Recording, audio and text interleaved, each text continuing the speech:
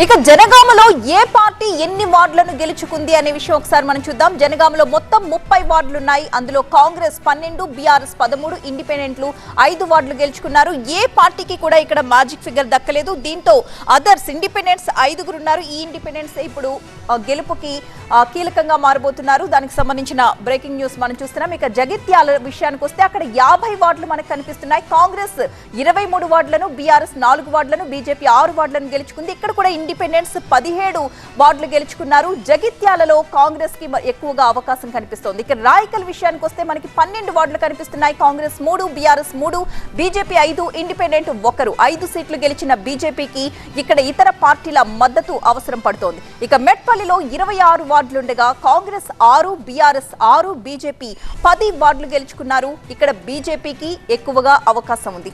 ఇక గద్వాల విషయానికి వస్తే గద్వాలలో మొత్తం 37 వార్డులుండగా కాంగ్రెస్ 16, బీఆర్ఎస్ 11, బీజేపీ 7 వార్డులు గెలుచుకున్నారు. ఇండిపెండెంట్స్ 3 చోట్ల గెలుపొందారు. ఇక్కడ కూడా కాంగ్రెస్ కే ఛాన్స్. ఇక అలంపూర్లో మొత్తం 10 వార్డులున్నాయి. కాంగ్రెస్ 5 వార్డులు గెలుచుకుంది, బీఆర్ఎస్ 5 వార్డులు గెలుచుకుంది. ఇక్కడ ఎక్స్ అఫిషియో ఓట్ అనేది కీలకం కాబోతోంది. కామారెడ్డిలో 49 వార్డులుండగా కాంగ్రెస్ 19, బీఆర్ఎస్ 10, బీజేపీ 18 వార్డుల్లో గెలుపొందారు.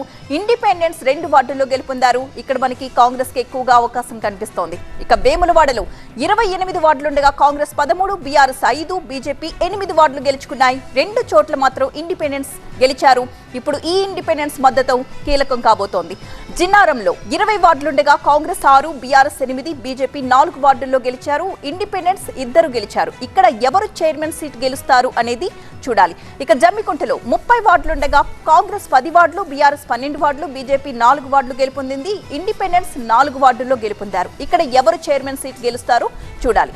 ఇక ఆసిఫాబాద్ లో మొత్తం 20 వార్డులున్నాయి. అందులో కాంగ్రెస్ 7, బీఆర్ఎస్ 9, ఇండిపెండెంట్లు 4. బీఆర్ఎస్ కే ఇక్కడ ఛాన్స్. ఇక కాగజ్ నగర్ లో మొత్తం 30 వార్డులుండగా కాంగ్రెస్ 9 వార్డుల్లో, బీఆర్ఎస్ 11 వార్డుల్లో, బీజేపీ 5 వార్డుల్లో గెలుపొందింది. ఇండిపెండెన్స్ 5 చోట్ల విజయం సాధించారు. ఇక్కడ ఎవరు చైర్మన్ సీట్ గెలుస్తారు అనేది చూడాలి. ఇక బెల్లంపల్లిలో 34 వార్డులుండగా కాంగ్రెస్ 14 వార్డుల్లో, బీఆర్ఎస్ 14 వార్డుల్లో, బీజేపీ 1 వార్డులో గెలుపొందారు. ఇండిపెండెన్స్ 5 వార్డులు గెలుచుకున్నారు. నెక్స్ట్ కేతనపల్లిలో 22 వార్డులున్నాయి. కాంగ్రెస్ 7, బీఆర్ఎస్ 10, ఇండిపెండెంట్లు 5. ఇక్కడ బీఆర్ఎస్ కే ఛాన్స్. ఇక మహబూబాబాద్ విషయానికి వస్తే 36 వార్డులున్నాయి. మహబూబాబాద్ లో కాంగ్రెస్ 13 వార్డులు, బీఆర్ఎస్ 11 వార్డులు, బీజేపీ 1 వార్డు గెలవగా ఇండిపెండెంట్స్ 11 వార్డులు గెలుచుకున్నారు. ఇక్కడ ఇండిపెండెంట్స్ కీలకం కాబోతున్నారు. ఇక కే సముద్రంలో మొత్తం 16 వార్డులున్నాయి. కాంగ్రెస్ 8, బీఆర్ఎస్ 8.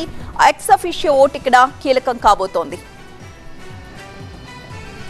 దేవరకద్రలో 12 వార్డులుండగా కాంగ్రెస్ 6 వార్డులు, బీఆర్ఎస్ 4 వార్డులు గెలుచుకున్నారు. బీజేపీ 1 వార్డు గెలిచింది. ఇండిపెండెంట్ 1 వార్డు గెలుచుకున్నారు. ఇక్కడ కూడా కాంగ్రెస్ కే ఛాన్స్. ఇక అలియాబాద్ లో మొత్తం 20 వార్డులున్నాయి. కాంగ్రెస్ 8 వార్డులు, బీఆర్ఎస్ 7 వార్డులు, బీజేపీ 3 వార్డులు గెలుపొందారు. ఇండిపెండెంట్స్ 2 గెలిచారు. ఇక్కడ ఎవరు చైర్మన్ సీట్ గెలుస్తారనేది చూడాలి.